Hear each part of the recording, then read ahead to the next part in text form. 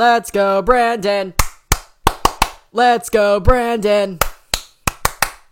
Alright, what's going on, everybody? Welcome back to the channel. Today we're going to be talking about the election that took place on Tuesday, in which the Democrats got absolutely obliterated by the Republican Party. In places like not only Virginia, but also in New Jersey, Seattle, Minnesota, New York, and Pennsylvania. The Republicans on Tuesday night absolutely slammed dunked the Democrats. So we're going to be doing a little bit of a breakdown analysis of Tuesday night on the 2nd of November, including that the Braves just won the World Series on the same day, so you can tell I had a blast on Tuesday night. So a lot of big victories on that day. The Braves, Virginia, we can even count New Jersey, and all these other places, which I will get into. But we're going to start off by talking about the obvious elephant in the room, which is the biggest race that everybody was watching, Virginia. When you think of Virginia, you think of rural, impassable, mounted forest with a lot of hippie, trippy college kids and establishmentarians living in Nova. That's basically what comes to mind when you think of Virginia. Virginia in recent years has been more of a lean blue state, similar to how Arizona is technically considered a lean red state. Virginia has always been this easy win for the Democrats, but that all changed in 2021 when an up-and-coming gubernatorial candidate of that state, Glenn Youngkin, was able to snatch the governorship from former Governor Terry McAuliffe, who ran an awful campaign, and a lean blue state like Virginia managed, for the first time in, I believe, 12 years, flipped red. Everywhere in Virginia trended red. Even far-left Nova had a right-leaning trend as well. Richmond trended red, Norfolk trended red, Roanoke, Jamestown fucking trended red, a blue city, aka Williamsburg, in case you're confused. Jamestown is a historic settlement that was set up by the English when they discovered Virginia. Settlement technically still exists, it just goes under the name of Williamsburg. It's a blue city, that also trended red too. Basically, the entire state trended red, and Glenn Youngkin, along with many other different Republicans like Winsome Sears for lieutenant governor, Jason Menarez, who is the attorney general, who beat Mark Herring, who I believe is the guy who admitted to wearing blackface at one time. And Virginia also, I believe, took the House of Delegates and the state houses of Virginia, flipping it back to red. So Virginia essentially flipped red despite being a blue state for a very long time. The state finally flipped back to the Republicans for 12 years, almost obliterating the Democrats there. Gone are the days of Virginia having an anti-gun Gollywog doll as their governor. Yes, at one point Virginia's soon-to-be former governor once dressed up like a fucking Gollywog doll right next to a Klansman for a yearbook picture. Ouchie. And Virginia is not the only thing Republicans ended up winning Tuesday evening. The Republicans swept several seats in the Pennsylvania Supreme Court. Seattle just gained a Republican commissioner. Oh, and remember when the Republicans managed to flip the mayorship in McAllen, Texas, as well as the sheriff race in Hidalgo County? Well, an extremely blue district right near the Mexican border, which is 80% Latino, that flipped red. And to top things all off with a cherry on top, the Democrats were a hair trigger away from losing New Jersey. So what happened here? Now, the reason why the Democrats lost Virginia seems very, very evident. The most obvious elephant in the room has to do with critical race theory and the 1619 Project. For this entire year, the Democrats openly, especially Terry McAuliffe, promoted critical race theory from being taught in schools in Virginia. Now, for the people who don't know what critical race theory is, I do have a video that I'm working on right now that talks about critical race theory in much broader detail, but the best way I can explain critical race theory in a much quicker detail is a neo-Confederate Marxist curriculum that teaches people that your value as a person in life and your personality is ultimately determined by what color skin you have. It goes against Martin Luther King's dream of people being judged by the content of their character and not by the color of their skin. It tells people that if you have a specific skin color, you are either evil or you're oppressed by a system created by the evil privileged race. It advocates for the reintroduction of segregation. It claims that Western society was built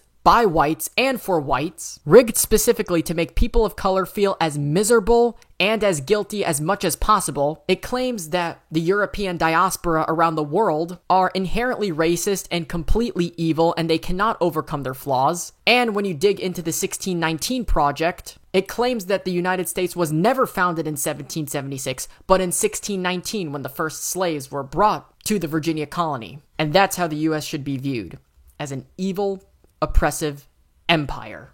Now, this curriculum, critical race theory, has been proven to be historically inaccurate. It screams Marxism. It is no different from what the Nazis used to teach people about Jews during the Holocaust. It's essentially a carbon copy of that, and many historians, almost all of which were on the left and were people of color, have all wrote letters to institutions condemning the curriculum, and even demand it not to be taught. And McAuliffe openly promoted this curriculum. He wanted this curriculum to be taught in Virginia schools. President Biden, on the other hand, he wanted this to be taught nationwide. And because parents across the country were complaining about it, Joe Biden thought it would be a great idea to violate the Constitution, invoke the FBI, and use Merrick Garland, the Attorney General, to essentially spy on these people and call them domestic terrorists. Terry McAuliffe did the exact same thing. He told teachers that they should shut the fuck up. They should not be allowed to know what their kid is learning, even going as far as calling them Nazis.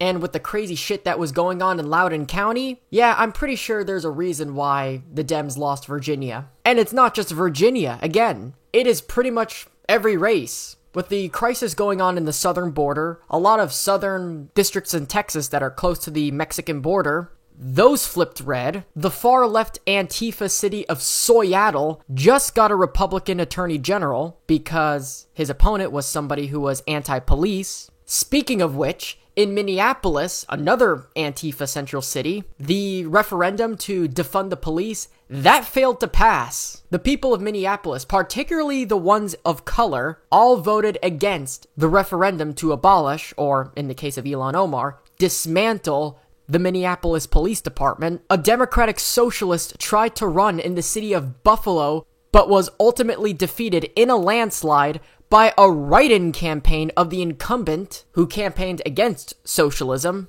Several seats in the Pennsylvania High Court flipped to the GOP. And the cherry on top is New Jersey, a blue state that voted for Biden by 12 points. The Democrat incumbent, Phil Murphy, barely got reelected in that state, in what was supposed to be a very easy win for the Democrats considering New Jersey is a Democrat stronghold. They barely won it in a squeaker. They got so damn lucky that they didn't end up losing the state to Jack Ciattarelli. They barely won that state in a goddamn fucking squeaker. That should tell you something. In hindsight, the progressives got hammered way harder than the mainline Democrats did in that election. So what caused this huge defeat, this absolute curb stomp carnage that the Democrats just witnessed? Because it clearly doesn't stop at critical race theory and socialism. It's the fact that average mainline Americans are sick and tired of crazy, woke, political correct bullshit that we've been seeing since 2016, with the whole talk of social justice warriors and feminists and shit like that.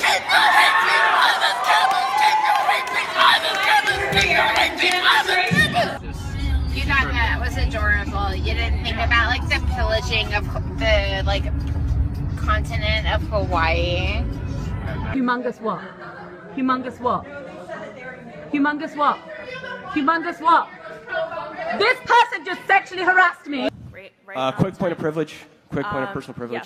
Yes. Guys, first of all, James Jackson, Sacramento, he, him. I just want to say, can we please keep the chatter to a minimum? I'm one of the people who's very, very prone to sensory overload. There's a lot of whispering and chatter going on. It's making it very difficult for me to focus. Please, can we just, I know we're all fresh and ready to go, but can we please just keep the chatter to a minimum? It's affecting my ability to focus. Thank you. Thank you, comrade. Okay, is there a speaker against name, chapter, pronoun? Point of personal privilege. Yes. Please do not use gendered language to address everyone. Excuse me, sir. There's a young man in here. Excuse me, it's ma'am.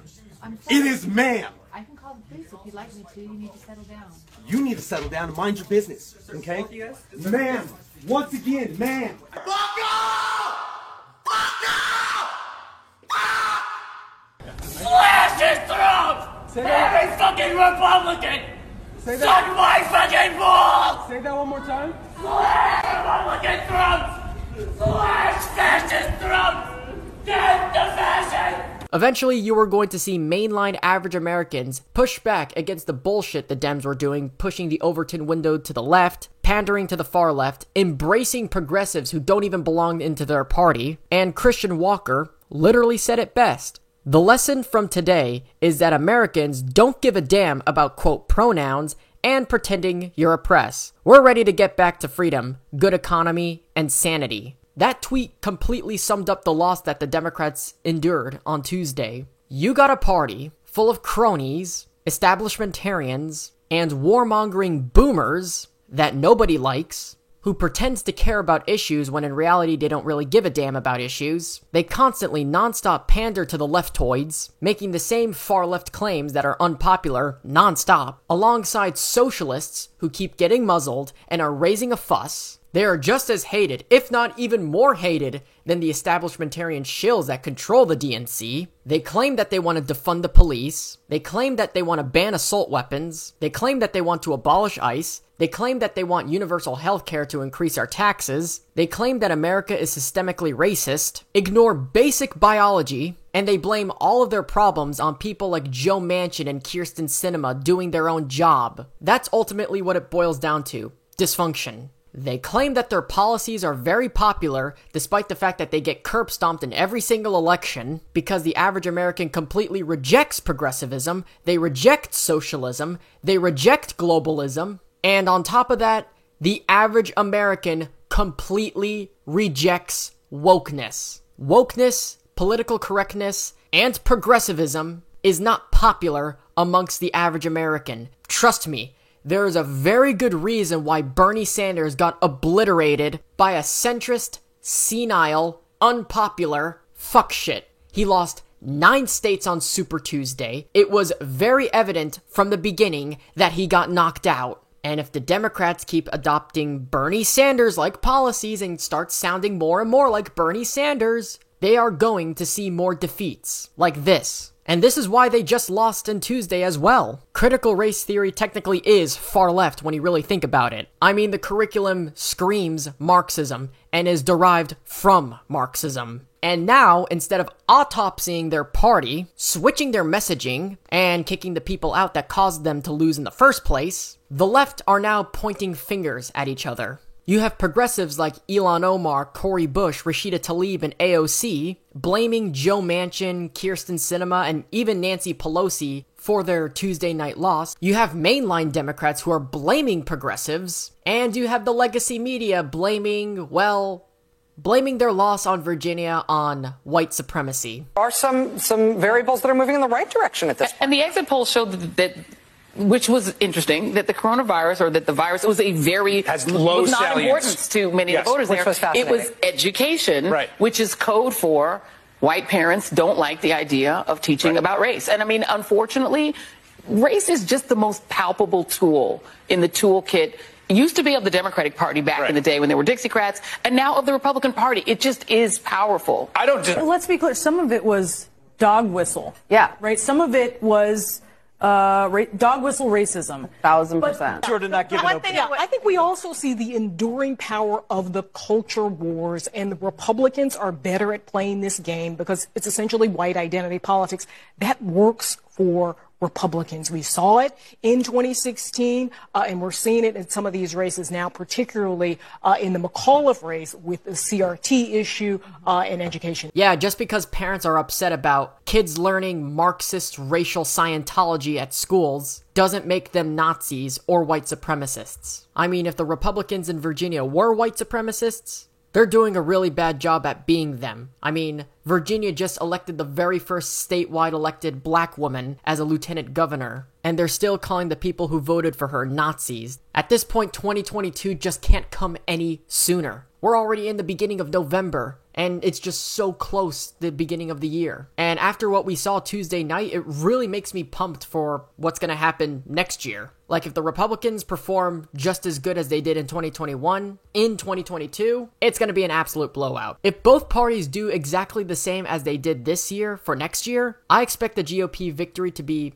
absolutely incredible. Who knows, maybe the GOP finally flips Colorado and New Mexico. Maybe even Nevada and Minnesota if they ever get the chance. Well, Nevada will flip red before Minnesota does. At this point, a red Nevada is not a matter of if, but when. But wow, what a big victory for the GOP in 2021. But anyway, with that being said, thank you guys so much for watching. If you guys enjoyed, be sure to hit that like button down below. And if you're new around here, be sure to subscribe to the channel and ring the little notification bell. Be sure to follow me on all my social medias. Links are in the description below. And as always, follow me on New Tech. Exclusive content will be posted on New Tech. I'm going to be commentating on other topics since Keemstar is retiring soon. So I'm going to be basically covering the same shit that he does in the future. Been a while since I went back to talking about internet drama. That seems to be more popular than political analysis nowadays, but expect more content next year, in addition to exclusive content that will be posted exclusively on New Tech sites like BitChute, Rumble, Storyfire, and Odyssey. So all those 4 sites will be linked on the description below,